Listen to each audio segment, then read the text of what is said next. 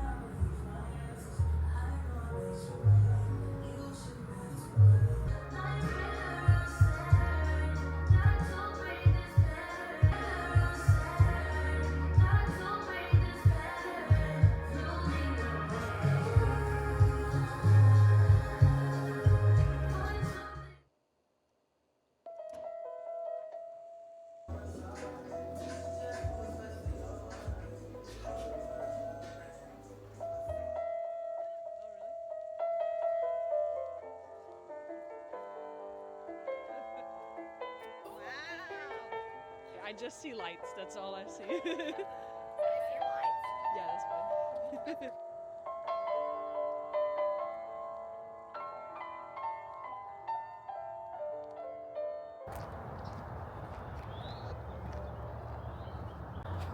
I'm currently walking on the Bataan March, which is a military march that a couple of us signed up for. It's pretty sweet, you know, being in nature, being reminded of what it's all worth for, you know?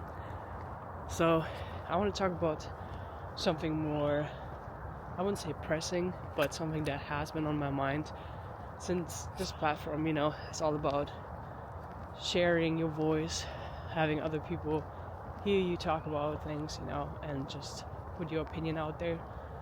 And I want to use this platform specifically right now for the next minutes to talk about mental health and military and, you know, how those two things go together.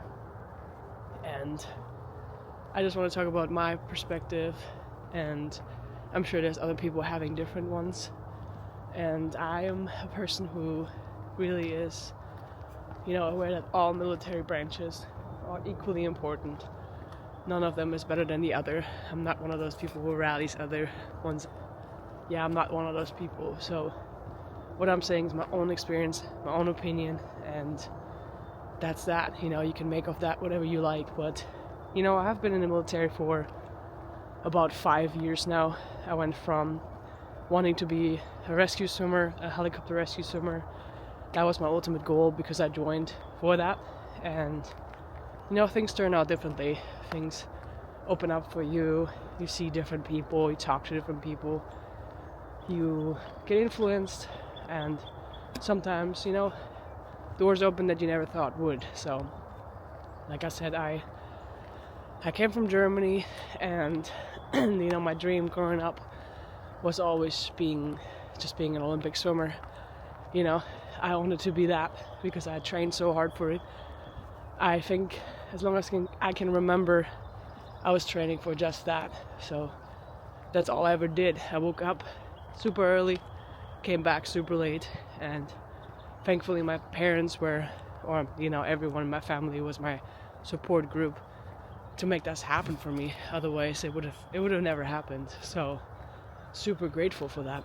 But you talking about me, I don't really talk about accomplishments or anything like that, but I was active almost 24/7. When I wasn't sleeping, I was in school thinking about swimming. When I was swimming, I was thinking about dryland stuff. And I was traveling the world and saw great people, met people like Serena Williams, Michael Phelps, influential people that really make a difference in our world today. And then, I make it to the Olympics, and you kind of realize, wow, this is what you trained for, it's all worth it. But then you kind of fall off. Like, what's next? What's the next big thing, then you start to think of, what are you worth without the sport? What are you thinking of, job-wise? What are you going to do? Either you're Michael Phelps or, some big star, when you can't be traveling around as much anymore because now you're an adult and sponsorships are not lined up for everybody, So what are you doing?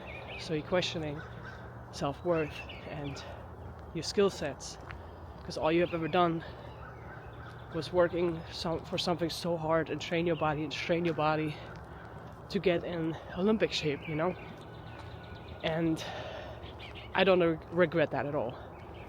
I really don't. This is a life accomplishment. I will be forever proud of that. But right now I'm at a point where I joined the military, and I had a job before. It's retail.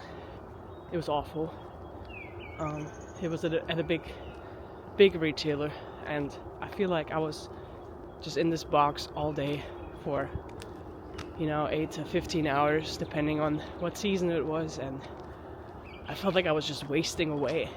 I did this all my life, just traveling and being outdoors and training, and then all of a sudden it just stops, and you're pushing milk in cartons in an American store, and that didn't feel very fulfilling for me, so I joined the military to be a rescue swimmer. Then I came to the honor guard because I was 5'9" and could represent the Coast Guard in a different way. It was in DC. I could do my citizenship and all, I was training still. I was so happy because I was outdoors every single day. I could work out every single day, and it was an absolute blast to be able to do that. People warn you, if you get into the fleet, is what they call it, you won't have time for that anymore. The workday is going to be so different. So that is entirely true. You don't know until you know. But I chose the route to go a little bit differently, to be smart about my future. I'm a little bit injured. I just had shoulder surgery. Next week I'm getting a spinal treatment. I have plantar fasciitis. My body is, telling me maybe you should rest a little bit and just focus on what's right in front of you instead of working for something that might not work out for you. So right now I'm at the cross point of being an officer. Went through school and everything, made it. It was pretty, I wouldn't say extremely hard, it was just grueling. And I realized that I just don't like to be in spots for several hours of the day, just being inside and locked in. And as much as I'm someone who pushes through and has seen a lot of shit in their lives and experienced loss due to death or suicide, I'm not saying I'm a tough person, but I would say I've experienced a lot to have life experience to see when things are necessary and when they're not, when fear needs to be the number one driver and when it doesn't need to be, and I think we need to, as a whole, move towards that fear is not the main leader for success anymore in an organization. But like I said, that is my opinion, and that's where it comes to mental health stuff.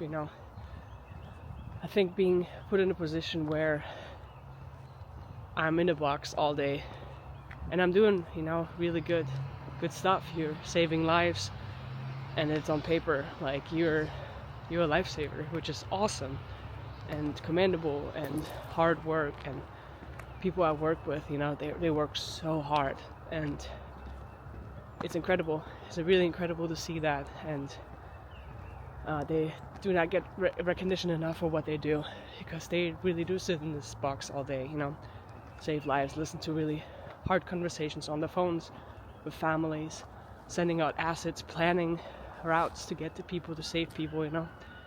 It's tough. So, but if you ever feel like that is not for you, or you're not meant to be somewhere, maybe ask yourself, do you need to fit everything in your life to make others happy, or to fulfill someone else's vision for you? Because at the end of the day, it's your life, it's your vision, and you have to do kind of what's set up for you. If you're struggling, if you have anxiety, if you feel depressed, if you have dark thoughts, why come to the point of questioning if your life's worth it, if you are the one driving change for yourself? If no one backs you up, you have your family, they don't know really what's going on, But if you're in a spot in the military where you feel that, kind of similar to me, maybe think about that. Yes, you're an asset. Yes, you're in the military. Yes, I know what we signed up for, but at the end of the day, I think love, family is all that matters, and you have to look out for yourself and others. But that is, like I said, again, I want to make sure that I say that enough. This is my perspective, and maybe this is not for me, but I want to just address that maybe this is important. Oh, there's a red cardinal, actually really cute. I want to show you real quick.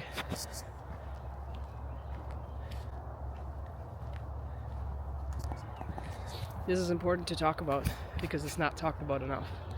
I'm not sure if this video will ever be seen by anybody or make a difference, but I truly think we don't talk about it enough, because there's a lot of fear-driven fulfillment from like a past military that's still there, and maybe that's something that may have to change in the future. It doesn't mean that we're weak or that we can't do anything, that we're not smart enough, that we don't have the skill set. It's not really that. It's just taking care of yourself when you don't think you can do it anymore. And that's what I want to tell you in this video and advocate for you. You have a voice. You are you. At the end of the day, all you have is you. So stand up for yourself, take your voice, listen to your own mental health, and be serious about it. Can you do this? Can you not?